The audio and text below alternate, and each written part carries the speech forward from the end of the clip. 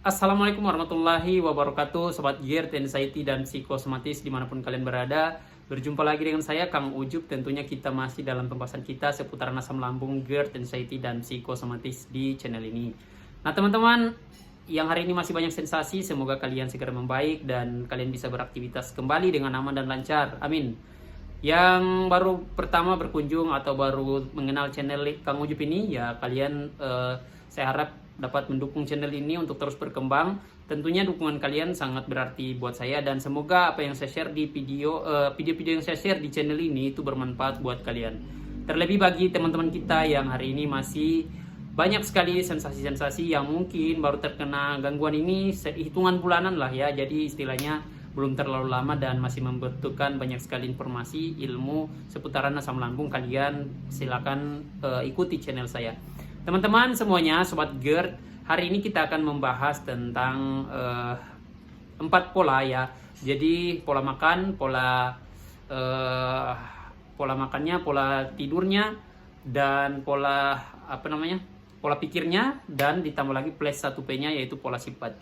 Nah, bagaimana penerapan ini teman-teman? Kalian simak video ini ya sampai selesai, jangan di skip teman-teman, biar kalian juga itu nggak gagal paham dan informasi ya. Jadi ada video-video saya sebelumnya yang juga sempat komen, katanya apa yang saya jelaskan itu ada juga yang komen sangat bermanfaat buat mereka ya. Ada yang sangat terbantu dengan apa yang saya share, tapi ada juga yang langsung mengambil kesimpulan teman-teman ya, bahwa apa yang saya share itu ternyata tidak relate, tidak nyambung dengan ya teman-teman. Itu dikarenakan ya biasanya adalah misinformasi atau kebiasaan nge-skip video yang kemudian mengambil keputusan dengan cepat tanpa menonton video sampai dengan selesai. Nah kalau begitu caranya, konten apapun, video apapun itu pasti kalian gak bakal bisa ngikutinnya dan pasti gak akan sesuai apa yang kalian harapkan, karena ya di skip teman-teman. Dan sebenarnya kebiasaan itu juga itu berdampak buruk bagi anxiety kita ya teman-teman ya. Ini saya sekedar mengingatkan ya, tidak hanya dalam channel saya teman-teman, tidak hanya video saya. Mau video siapapun kalian tonton, ketika kalian kebiasaan ngeskip dan kalian hanya ingin sekali lihat intinya saja, atau terbiasa hanya ingin langsung pada video-video yang pendek ya kayak shorts gitu, itu teman-teman justru akan membuat kalian itu jadi orang yang terburu-buru. Dan terburu-buru itu adalah salah satu kebiasaan orang anxiety disorder yang harus dihilangkan teman-teman, jika kalian ingin sembuh anxiety disorder kalian. Dan kebiasaan itu akan berpengaruh buruk bagi pencernaan kalian, karena dia akan terbawa teman-teman ya. Maksudnya ketika kalian sudah terbiasa untuk apa-apa terburu-buru teman-teman, maka kegiatan yang lainnya juga akan terbawa dengan kebiasaan kalian itu. Misalnya yang pertama itu ketika kalian makan teman-teman. Ketika kalian makan pastilah kalian ingin sekali segera selesai teman-teman ya. Jadi pada saat kalian makan, kalian benar-benar baru 3-4 kali kunyah teman-teman, kalian itu langsung rasanya ingin menelan teman-teman ya. Padahal kalian butuh enzim yang baik untuk bagaimana memudahkan makanan masuk ke lambung agar lambung tidak bekerja dengan berat. Sebenarnya itu bagus sekali untuk bagaimana kesembuhan lambung kalian dan juga mindset, karena di situ ada sikap ya, mengandung sikap yang terburu-buru. Dan itu teman-teman tidak hanya masalah makan ya, masalah yang lain pun akan terkontaminasi dengan sikap itu teman-teman, termasuk dalam hubungan keharmonisan rumah tangga. Misalnya dalam kalian berhubungan dengan istri ya, itu teman-teman kalian akan segera mencapai klimaks ya, yang di luar kemampuan keinginan kalian. Padahal teman-teman kalian masih ingin, atau pasangan kalian belum sampai ke situ, tapi kalian sudah klimaks teman-teman, dikarenakan mindset itu teman-teman ya, ingin sekali capai klimaks dan pikiran kalian sudah terprogram, sudah terbiasa dengan hal itu. Makanya pengaruhnya juga sampai ke situ teman-teman ya. Bahkan masih banyak sebenarnya ya, jika kalian itu tipikal orang yang seperti itu. Makanya biasakan teman-teman memulai sesuatu itu dengan sabar, mengikuti alurnya, dan jangan ada sikap terburu-buru di situ teman-teman. Menikmati saja teman-teman ya. Begitu juga kalau kalian justru sebaliknya membiasakan mengikuti alur sabar, itu akan melatih pikiran kalian agar pikiran kalian terkontrol, diri kalian terkontrol, dan yang paling penting teman-teman adalah fokus kalian. Orang anxiety disorder itu pasti rata-rata sulit untuk konsentrasi, sulit untuk fokus teman-teman ya. Kadang orang ngomong ini kita nggak ngerti teman-teman, baru 5-6 kali diulang-ulang baru kita ngerti teman-teman. Tapi orang lain itu kok bisa cepat sekali dibilang langsung paham, tapi kita susah teman-teman. Itu karena apa? Ya karena kita sulit untuk fokus dikarenakan anxiety ini. Nah, ketika kita mengikuti sesuatu secara tertata, rapi, berdasarkan alurnya, maka teman-teman kita akan juga secara tidak langsung melatih pikiran kita untuk selalu fokus ya. Jadi konsentrasi kita akan meningkat teman-teman. Begitu ya, itu adalah hubungannya teman-teman. Nah, oke, langsung saja ya. Itu sebenarnya cuma mukaddimah ya. Nanti ini kita masuk pada video intinya. Yang pertama teman-teman adalah pola makan. Pola makannya adalah ketika teman-teman makan, sudah pasti teman-teman membutuhkan nutrisi yang jauh harus lebih banyak dibandingkan nutrisi yang teman-teman dapatkan dari makanan-makanan yang teman-teman makan itu secara normal ya. Misalnya kalau teman-teman makannya itu normalnya dulu ya telur sebutir, ya hari ini teman-teman harus makan 2 butir gitu. Jadi nutrisi yang teman-teman dapati dari makanan itu harus 2 kali lebih banyak daripada makanan normal orang sebelumnya. Tapi bukan berarti teman-teman akan makan dalam sekali itu langsung dalam porsi yang banyak. Bukan begitu teman-teman ya. Teman-teman bisa makan sering dengan nutrisi yang banyak teman-teman. Karena apa? Ya wajar saja ketika kita ini kena asam lambung, GERD, anxiety, dan psikosomatik ini badan kita lemas, badan kita kurus ya, karena ada masalah dalam mencerna dan menyerap teman-teman ya. Jadi ketika kita mengkonsumsi makanan, minuman, apapun yang bernutrisi baik untuk tubuh kita, kita harus double teman-teman ya, harus lebih banyak daripada sebelumnya. Karena apa? Ya untung-untungan teman-teman, kita bisa menyerap 50% dari apa yang kita makan. Karena bisa saja teman-teman ketika masalah penyerapan kita itu benar-benar terganggu, ya anxiety kita sangat-sangat parah, kita bisa hanya 20% teman-teman dari apa yang kita makan, dan itu sangat-sangat tidak cukup untuk tubuh kita teman-teman. Makanya kita lemas, letih, lesu, ya, kelengan nggak hilang-hilang, dan juga badan kita setiap hari makin kurus teman-teman. Itu dikarenakan nutrisi kita itu ya sangat-sangat defisien teman-teman, sangat-sangat tidak memenuhi ya. Makanya kita dianjurkan untuk banyak sering makan dan makannya yang bernutrisi teman-teman. Ya makan telur, makan ayam, makan makanan probiotik teman-teman. Jadi kalian penuhi tubuh kalian ya. Kalian banyakin protein ya dari telur, dari ayam. Entah kalian mau masak dengan metode seperti apa, terserah, yang penting kalian makannya itu sering dan kalian pasti akan bertenaga. Lemah letih lesunya itu perlahan hilang teman-teman ya. Jadi itu tuh yang sering nanya, "Bang, saya kok lemah, bangun tidur lemes, badannya letih, gak bergairah." Ya bagaimana bergairah? Kamu gak ada energi bro, kamu gak ada nutrisi. Makanya otomatis tubuh kita itu pasti merespon dengan ya seperti itu, kesemutan, kebas. Itu tuh respon tubuh ketika kita malnutrisi teman-teman ya. Oke, itu jadi pola makannya.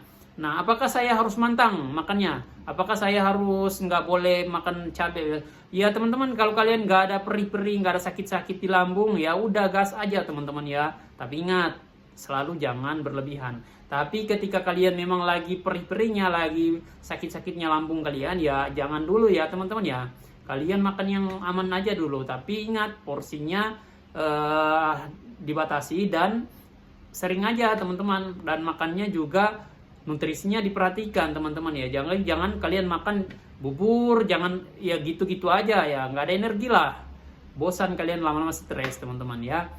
Jadi pola makannya seperti itu, disesuaikan sama yang kalian cocok aja di lambung dan nutrisinya diperhatikan. Oke teman-teman ya, jadi saya rasa untuk masalah makan ini sudah bisa dipahami teman-teman. Oke, kita langsung pindah ke pola yang kedua. Pola yang kedua yaitu pola tidur kita ya, pola tidur. Nah, bagaimana kita mendapatkan pola tidur teman-teman? Kadang kita nih orang anxiety disorder itu untuk tidur siang itu susah teman-teman ya. Jangankan tidur siang, tidur malam aja masih suka kebangun teman-teman ya di tengah malam. Dan tidur siang, apalagi tidur siang ya boro-boro ya. Karena memang pikiran kita itu biasanya yang membuat kita itu sulit tidur ya. Orang yang sulit tidur itu teman-teman rata-rata anxiety disorder. Nah, anxiety disorder itu ketika pikirannya lagi kumat, lagi banyak yang dipikirin siang harinya, malamnya itu kadang dia itu bisa sampai ke bawah ya, pikiran-pikiran sisa-sisa dari pagi hari itu masih bisa sampai ke bawah di malam hari teman-teman, dan itu membuat dia sulit untuk tidur teman-teman ya, karena otaknya itu masih aktif bekerja ya. Nah, itu teman-teman kita harus melatihnya ya banyak-banyak untuk mendengarkan afirmasi positif. Tujuannya apa? Tujuannya untuk menekan energi-energi pikiran-pikiran overthinking ya, dan untuk membuat tubuh kita juga sistem sarafnya lebih rileks teman-teman. Ketika ini lebih rileks, otomatis saluran darah, oksigen itu akan lebih lancar dan kita bisa tidur nyenyak teman-teman ya. Jadi pola tidurnya itu diatur ya. Pola tidurnya ya, ini sebenarnya masuk dalam pola hidup ya. Waktu tidurnya itu diatur teman-teman. Jangan begadang ya. Jangan teman-teman mentang-mentang udah baikan tidurnya jam 12, jam 1. Nah, nanti teman-teman bisa kumat lagi. Jangan bandel teman-teman ya. Karena saya dulu gitu ya, udah merasa baikan tidurnya jam 12, jam 1. Akhirnya lama-kelamaan drop lagi teman-teman ya. Jadi sayangi tubuh kalian. Dan ketika kalian tidur teman-teman, utamakan kenyamanannya ya. Lampu jangan terlalu terang ya. Yang redup tapi jangan juga terlalu gelap teman-teman ya. Ada cahaya dikit lah, tapi jangan terlalu terang juga teman-teman, supaya tidur kalian juga nyenyak, dan juga posisikan posisi tubuh kalian pada posisi yang nyaman di kalian. Ketika kalian rasa nyamannya miring kiri, ya udah miring kiri. Kalau ketika kalian rasa nyamannya tidur setengah badan, ya setengah badan, maksudnya posisinya agak tinggi di bahu ya, belakang ya, jadi agak naik gitu. Oke teman-teman ya, jadi ketika kalian rasa posisi tidur kalian miring kanan, ya miring kanan. Yang enak di kalian aja teman-teman, biar kalian itu tidurnya nggak kebangun di waktu jam 12, jam 1. Biasa itu kita sering kaget di jam-jam itu ya teman-teman ya. Oke, jangan lupa berdoa sebelum tidur, dan niatkan kalian juga yang muslim untuk bisa bangun subuh untuk sholat subuh ya teman-teman ya, bagus, sehat, supaya setelah itu bisa jalan pagi. Nah, yang berikut kita masuk ke pola pikir teman-teman. Pola pikir di sini otomatis bagaimana cara kita mengontrol pikiran kita teman-teman ya. Mengontrol pikiran kita itu agar terus berpikir yang positif, dan bagaimana kita untuk tidak overthinking ya, selalu berpikiran yang negatif. Ketika teman-teman mampu mengontrol pikiran ini dengan baik, otomatis tubuh kalian itu merasa bahwa diri kalian itu baik-baik saja, aman-aman saja, dan nyaman-nyaman saja, sehingga tidak akan ada sensasi yang akan ditimbulkan dari tubuh kalian. Beda halnya ketika kalian merasa bahwa pikiran kalian itu lagi kacau, pikiran kalian itu lagi stres, lagi banyak tekanan, tubuh akan merespon dengan memberikan sensasi yang lain teman-teman. Kalian akan merasakan perut begah, sesak napas, jantung berdebar. Itu karena kacaunya pikiran yang tidak teratur ya teman-teman ya. Nah, bagaimana caranya teman-teman ya? Pertama yang tadi saya bilang tadi, banyak mendengarkan afirmasi positif, banyak mendengarkan motivasi-motivasi yang sifatnya membangkitkan, membangun.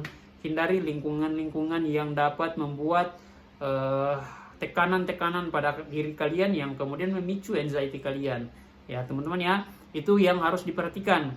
Yang berikut teman-teman bangun hubungan kalian dengan Yang Maha Pencipta ya. Membangun hubungan kalian, kedekatan kalian ya. Jika kalian merasa dekat dengan Tuhan, maka kalian akan selalu merasa terjaga dan aman, dan itu sangat-sangat membantu ketika kalian merasa pikirannya itu kacau teman-teman ya. lagi banyak tekanan, banyak beban, ya jadi serasa ada yang bisa kalian sandarkan masalah-masalah kalian ya ketika kalian itu dekat dengan Tuhan ya. Jadi kalian akan menjadi merasa lebih aman, lebih nyaman lah gitu. Nah, yang berikut kita masuk ke pola yang terakhir teman-teman. Nah, ini adalah pola sifat ya. Pola sifat. Nah, kenapa harus ada pola sifat di dalamnya? Pola sifat ini teman-teman adalah bagaimana sikap kita ketika kita menyikapi setiap sesuatu yang terjadi. Tidak hanya di diri kita, tapi juga di lingkungan kita, di sekeliling kita ya. Bagaimana kita bisa menerapkan sikap-sikap yang positif untuk bisa menunjang kesembuhan kita dan ya tentunya membentuk pribadi yang baik teman-teman ya. Kalau kita mengabaikan sikap kita ya, kita orang arogan, emosian, baperan, itu teman-teman sikap-sikap iri hati, dengki, mudah sekali tersinggung ya, itu ya baperan tadi ya. Ini tuh teman-teman akan merusak mental dan otomatis anxiety kita akan awet teman-teman ya. Jadi kita akan seperti orang yang gangguan jiwa teman-teman ya.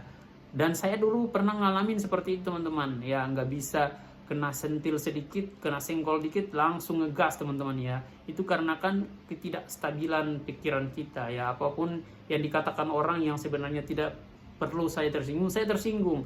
Nah itu teman-teman ya, kebiasaan-kebiasaan kita yang dulu masih ada ya, dan itu teman-teman harus kita benahi mulai dari sekarang ya, karena ini untuk menjaga kesehatan mental dan psikis kita teman-teman ya.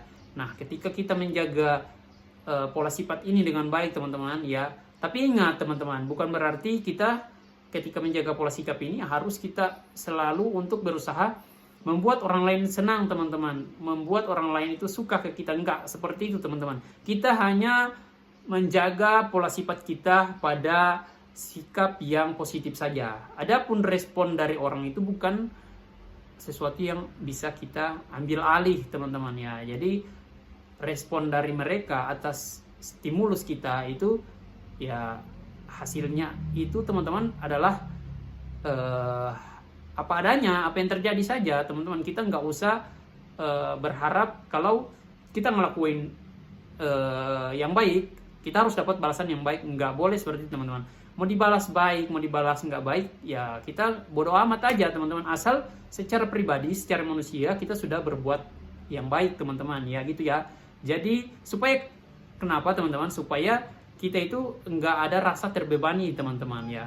Kalau gitu saya udah capek-capek berbuat baik malah dibalas kayak gitu. Nah itu teman-teman yang akan membuat kita justru malah anxiety kita nggak akan sembuh-sembuh teman-teman, karena banyak hal yang ingin kita harapkan ketika kita berbuat baik teman-teman, tapi pada dasarnya itu sudah menjadi kewajiban kita sebagai manusia teman-teman ya, menunaikan bagaimana hablum minan nas kita, hubungan kita dengan manusia itu harus baik teman-teman.